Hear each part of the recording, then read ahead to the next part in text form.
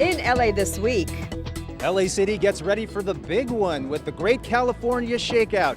Drop, cover, and hold on, and other potentially life-saving tips for you and your family. I'm Gil Reyes with the story next. It's a way to keep all Angelenos healthy. Councilmember Gil Cedillo helps launch May de Salud. We'll tell you why it's especially important for immigrants. I'm Rasha Goel. Up next, how these bikes are being used to improve services for sick or injured guests at the LA International Airport.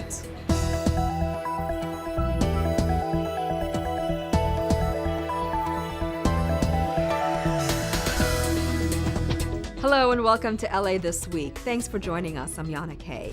Hollywood has its heroes, but these are real ones. LAPD officers who sacrificed their lives serving others. As Gil Reyes reports, their names are fittingly etched on an updated star on the Hollywood Walk of Fame. The rededicated Hollywood Walk of Fame star honors Hollywood Division officers killed in the line of duty. Among them, Officer Joe Rios. Rios' daughter was just 5 years old when he died in 1993 from injuries suffered in a traffic accident. This Saturday I am getting married. I'm marrying my 6th grade crush, and my dad's partner, Bobby Alvarez, is actually going to be walking me down the aisle. And to me, that's extremely significant because of the fact that they did make a promise to each other, just like a brother would. And the home of the brave. The LAPD family gather at the star's rededication at Hollywood and La Brea Boulevards. This updated plaque bears the names of all 8 Hollywood Division officers killed on the job since the Hollywood Division opened in 1913. They are not here to see this gathering in their honor.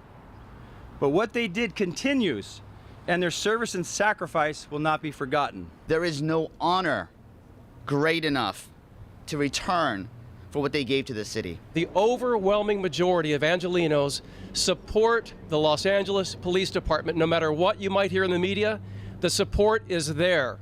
And you all should take great comfort in knowing that the community and the city of Los Angeles has your back. The original star was dedicated 11 years ago. Today, one new name has been added, that of Officer Nicholas Lee, who died in a traffic accident in 2014. Officer Lee's widow, Catherine, joined Officer Rios' family at the ceremony. Samantha Rios reacted. I'm just really proud to be part of this family, the LAPD family, the law enforcement family, and very happy. I know that it's very bittersweet, but very happy. At this tribute to real-life Hollywood heroes. At La Brea and Hollywood Boulevards, I'm Gil Reyes for LA This Week. The LAPD had asked the Hollywood Chamber of Commerce and the Hollywood Historic Trust to add Officer Lee's name. Lee leaves behind a wife and 2 daughters. A social media prank got one student arrested. As Gil Reyes reports, the incident has also sparked an ad campaign reminding young people to think twice before posting hostile messages. End it, don't send it. It's the LAPD's new ad campaign to stop threats on social media, like the one someone posted on Snapchat recently that appeared to be targeting Van Nuys High School. We found out early on Monday that it was a student from Van Nuys High School, a 15-year-old boy, who, as a prank, put out on social media that he was going to be shooting up the school. This type of investigation takes a lot of resources and a lot of effort. They cause a considerable amount of fear, whether they're real threats or a joke. They still will be treated as serious threats, and they will result in an arrest. The boy was arrested, then released to his parents. End it, don't send it is a social media ad campaign targeting LA Unified students. I'm Gil Reyes for LA This Week. The LAPD says there's been a rise in students making threats on social media. If caught, it is a felony, even if it is a prank. Well, it's been a 9-year effort to make Angelenos healthier. Councilmember Gil Cedillo has announced the 9th annual May de Salud, or Month of Health, at City Hall. Ana Marcos shows us why the city's immigrant population is a key target. Health in LA has taken center stage in the month of October as Councilmember Gil Cedillo helps ring in Mes de Salud, a month of health awareness.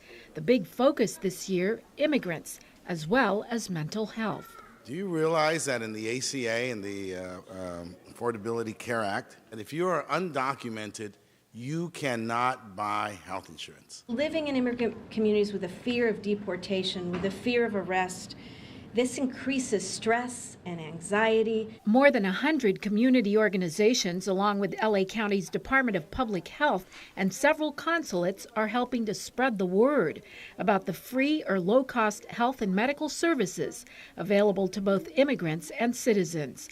Among those free services, this Ventanilla de Salud health clinic at the Mexican consulate. The purpose of the Ventanilla de Salud program is to raise an awareness about the most common illnesses in the Hispanic community, such as high cholesterol, hypertension, diabetes, and recently obesity.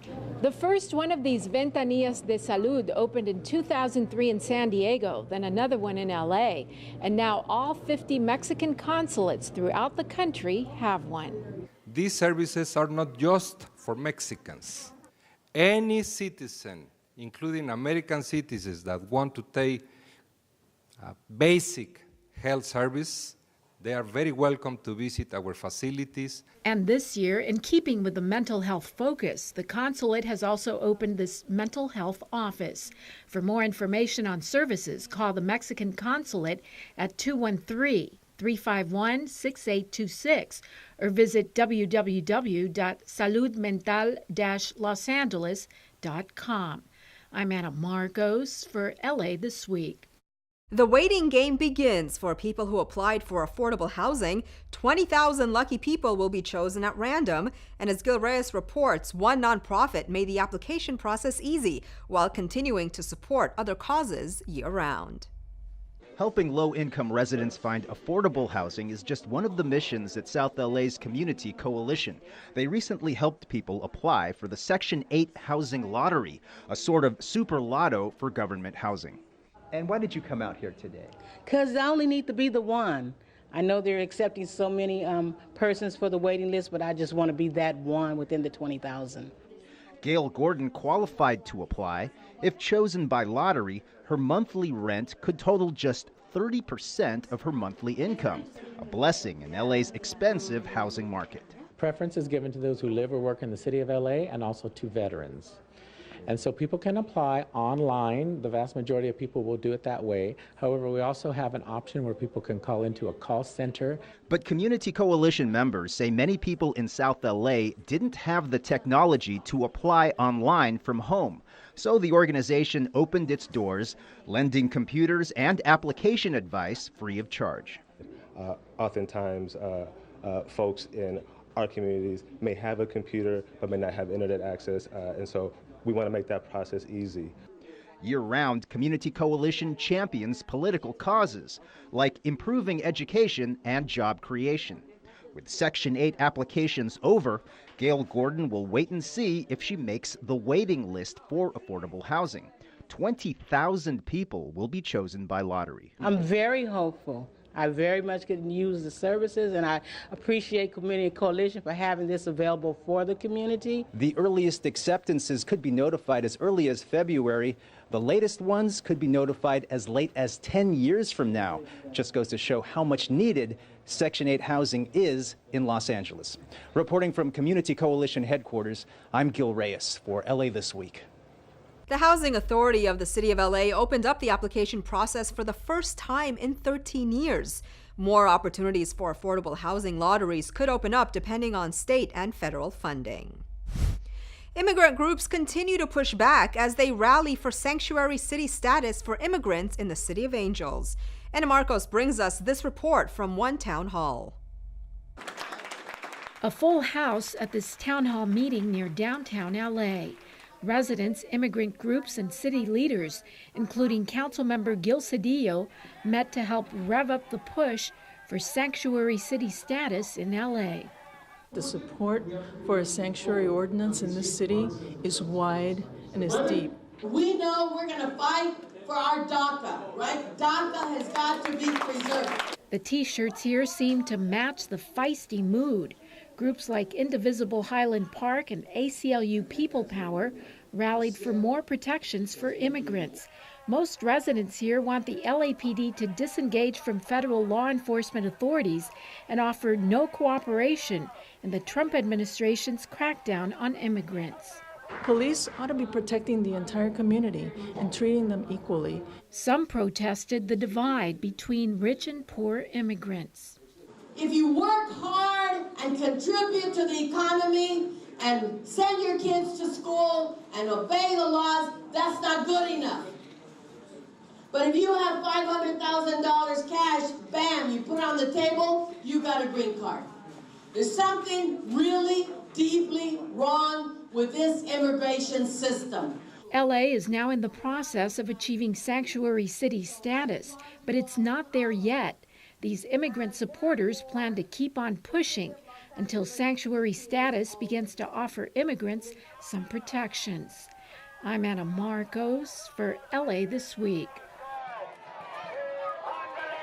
Mayor Eric Garcetti says the LAPD already enforces Special Order 40, which bans LAPD officers from detaining people based on their immigrant status. City leaders are working on a legal fund to help immigrants on deportation matters. Would you know what to do during a major earthquake? Well, people worldwide practice protection during this month's Great Shakeout. And as Gil Reyes reports, LA is taking extra precautions with an earthquake warning system expected to be online soon. Kids at LA's Natural History Museum participate in an international earthquake drill. Millions of people taking part in the Great Shakeout, where people drop, cover, and hold on. That means to drop to the ground, hold your head and your neck with your arms, and hold on until the shaking stops. LA City Fire Chief Ralph Terrazas warns Angelenos to get ready and to know the drill inside and out before the big one hits. Mayor Eric Garcetti says September's devastating Mexico City quake underscores the importance of retrofitting LA's buildings. Concrete and wood frame structures with weak supports are most likely to fall first. Though much work lies ahead to retrofit every LA building that needs it, hundreds have been upgraded in recent years. More than 2,000 other structures are already underway for their retrofits, and those are critical.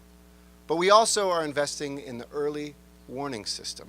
The mayor referring to Shake Alert, a smartphone messaging system warning you before a quake arrives in your area. Shake Alert does this by tracking seismic waves. It can also disable machines during a quake. It can stop trains in their tracks, halt elevators, and drop you off at the nearest floor so you're not stuck there. Even trigger backup generators so you don't get stuck in the dark. And I've made a commitment to delivering this by 2018 to all Angelenos via our smartphones, and I intend to keep that promise. Back at the California Science Center, officials set up this mock living room to simulate a 7.8 magnitude quake. It's been said before, but it is worth repeating. It's not a matter of if, it's a matter of when. For some potentially life-saving tips, log on to the website readyla.org. Reporting from Exposition Park, I'm Gil Reyes for LA This Week. In California alone, more than 10 million people took part in the Great Shakeout. Expect to see first responders at the Los Angeles International Airport arriving on bicycles. That's right. Rasha Goel explains. A 6-month pilot program is helping provide additional quick response at LAX to handle medical emergencies.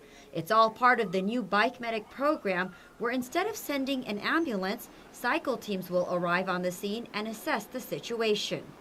By using bicycles, the initial response is expected to take less time.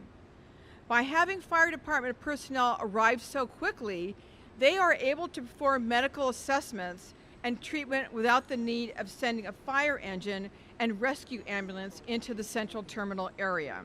Officials say majority of emergency medical service incidents at LAX do not result in ambulance transports to the hospital. Therefore, sending fire companies and rescue ambulances is not time or cost efficient. And having a paramedic on the bike does have its advantages. Bikes are great for accessibility. Having the diesel rig out here in the horseshoe and waiting in traffic, it could be a cardiac arrest or diabetic emergency and that patient's not getting the highest level of care. On the bikes, we're able to get on scene within minutes or seconds, depending if we're on a call or first waiting on standby. The Bike Medic program has been around for more than 15 years, but what makes the pilot program unique is the addition of a nurse practitioner and a firefighter paramedic. These resources will help in handling small issues to critical medical emergencies.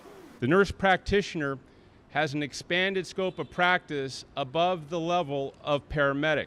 In addition, hours of operation of Bike Medics have been extended. We now have 2 Bike Medics staffed at LAX Tuesday through Friday. And with the holidays around the corner, travelers can be assured they will be taken care of. At LAX, I'm Rasha Goel for LA This Week. This pilot program will be assessed after the 6-month period to determine whether it will be extended or not. Some students got the day off from school for a day of play at the park. Hope is this leads to healthy habits. Gil Reyes has more from Silver Lake at Councilman Mitch O'Farrell's Fitness Challenge. Gil. Well, Yana, the point of the entire day is to get young people thinking about exercise and physical fitness as an everyday occurrence and not just something they do every once in a while. The special guest of honor at today's event, an Olympic gold-winning gymnast. Are you up for the Fitness Challenge? These 5th graders are, led by Olympic gold medalist Nastia Lukin. You may remember her gold-winning gymnastics performance from the 2008 Olympic Games in Beijing. Wow! We're just going to be active today, and I'm going to kind of lead a warm-up and then go through some of the stations with them and just teach them the basics of it.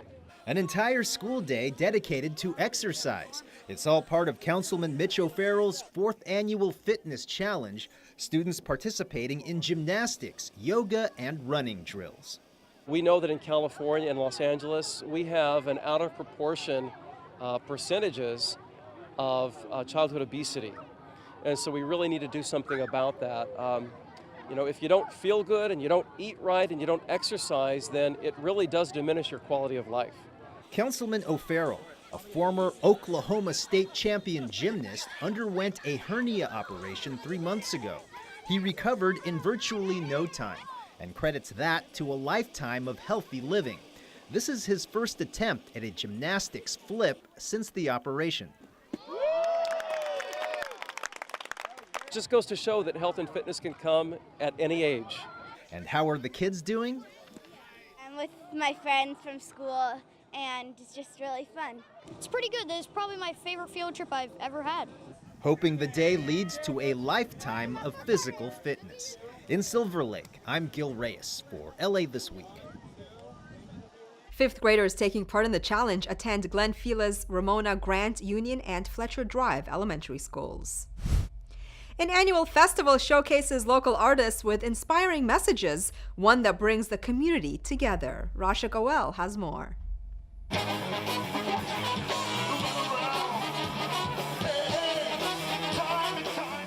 Where community, businesses, neighbors from throughout the city of Los Angeles convene here at the La Brea Tar Pits to enjoy the sun, have fun. There's food trucks, there's game booths, there's performances. It's just a great day.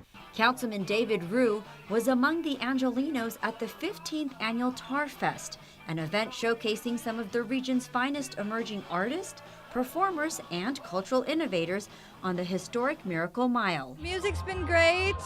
The food was really good.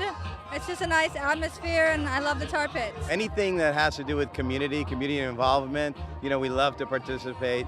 The neighborhood comes out and supports. The festival was for the entire family with activities and a little something for everyone. The free music and arts event has been put on by a nonprofit, Launch LA, for the past 15 years. Launch LA believes exposure to the arts enhances quality of life and strengthens community. Well, there's lots to do. There are people painting and loads of kids around, and it just has a really nice vibe to it. With an eclectic mix of arts, it's one place you're open to create to the beat of your own drum. I'm Rasha Goel for LA This Week. Some traffic lanes that had been removed in Playa Vista will soon be restored, and community members celebrate 2 beloved venues within the city. All these stories in City Beat. Mayor Eric Garcetti and City Council member Mike Bonin announced a plan to restore traffic lanes on several roads in Playa del Rey and deliver a series of new safety features to help protect the lives of motorists, pedestrians, and cyclists. The move came after Garcetti and Bonin asked the Los Angeles Department of Transportation to immediately begin restoring lanes that had been removed on Culver Boulevard, Jefferson Boulevard, and Pershing Drive, and to install new, strong traffic safety measures to be completed over the next several months. The new safety measures include new crosswalks with flashing beacons, speed tables that prompt vehicles to reduce speed at intersections, and many others. The City of Los Angeles Department of Rec and Parks, along with Councilmember David Ryu and the Travel Town Museum Foundation, celebrated Travel Town Museum's 65th birthday with a ribbon-cutting ceremony for a new gift shop. The new, larger gift shop will feature railroad-related books, toys, clothes, and collectibles. All sales from the store support the Travel Town Museum Foundation, which runs the museum's volunteer programs, restoration projects, and educational outreach efforts. Travel Town is a very, truly unique experience. It's free and it's open to the public, and each year it hosts thousands of visitors, children and adults alike. On the other side of town, the Department of Rec and Parks also celebrated another city milestone, the 90th anniversary of the Holmby Park Lawn Bowling Club. Holmby Park, located in Holmby Hills, was originally part of a Spanish land grant and was deeded to the City of Los Angeles in 1926. 1 year later, the Holmby Park Lawn Bowling Club was established and remains the only lawn bowling club operating in the city of LA. The club currently has 2,000 members, with the oldest member more than a century old. It's a sport where age doesn't matter. The oldest bowlers in the club are 103 and 100. It just matters how skillful you are. Well, it's another reason to enjoy green spaces in South LA. The annual LA Power Fest brought close to 2,000 visitors to Martin Luther King Jr. Park. Anna Marcos brings us the highlights. The LA Power Fest brought out the dancing spirit in lots of folks around here, big and small. The annual party, hosted by the Community Coalition, is on its 6th year of celebrating a victory. The people in this corner of South LA have taken back their park. Just over 7 years ago, this park had a closed down rec center, no lighting, no sporting, lots of sex work, lots of drug addiction. And we worked with the community to make this park a place for the community, and now we celebrate it. The health and wellness tent was pretty popular, providing just another reason for more dancing. But the kiddie tent was pretty crowded too, with face painting, finger painting, brush painting, and well, just all kinds of creative, messy stuff. Communities come out, enjoy the park, take over the green space, and enjoy some great music. But it wasn't just fun and games here. And we have another tent around getting people to take action, to specifically to address some of the issues that are impacting our quality of life here in South Los Angeles. We get to learn about the issues that Community Coalition is working on, from criminalization of poverty to policing, to the way that we spend our dollars. Music, dancing, art, green spaces, and a chance to do good in your community. Not a bad way to spend a sunny Saturday in South LA. I'm Anna Marcos for LA This Week. The event also helped mark the groundbreaking for a new fitness trail in the park. Well, come out and celebrate Dia de los Muertos festivities at the city's most popular cultural destinations and take a walk on the wild side during a tour of Hollywood Forever Cemetery. All this in this week's Things to Do. For 44 years, Self-Help Graphics and Art has organized one of the most popular Dia de los Muertos events in LA, and perhaps the oldest Day of the Dead commemoration in the country. This program is unique in that it provides the community with a season of activities from August to November to celebrate and prepare for Dia de los Muertos. The activities include the participation of over 50 community organizations, 150 plus volunteers, and thousands of attendees. The 44th annual Dia de los Muertos celebration takes place on Saturday, November 4th at 4 p.m. at the Mariachi Plaza. And the celebrations continue throughout the weekend over at Plaza de la Raza as it hosts the 8th annual El Vilario Dia de los Muertos cultural celebration. This memorable event celebrates the cultural spirit and heritage of Dia de los Muertos. The celebration will feature activities including an art exhibit showcasing the talents of over 100 various artists, showcasing original, one-of-a-kind Dia de las Muertes pieces. It all takes place Saturday, November 4th and November 5th at Plaza de la Raza. This November, commune with the spirits of Rudolph Valentino, Judy Garland, Cecil B. DeMille, John Huston, and others in Hollywood's most exclusive club, Hollywood Forever Cemetery. Join the official walking tour of the Cemetery of the Stars, revealing forgotten scandals from the early days of Hollywood, eulogizing beloved and little-known stars alike, and navigating the mysteries of Hollywood lore. Upcoming tours are November 4th and November 11th from 10 a.m. to 12 p.m. at the Hollywood Forever Cemetery. And that's a look at some things to do.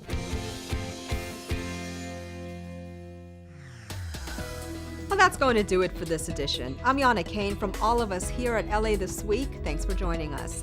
A reminder that you can catch us online at lacityview.org. You can also follow and like us on Facebook. We'll see you back here next week for more of LA This Week.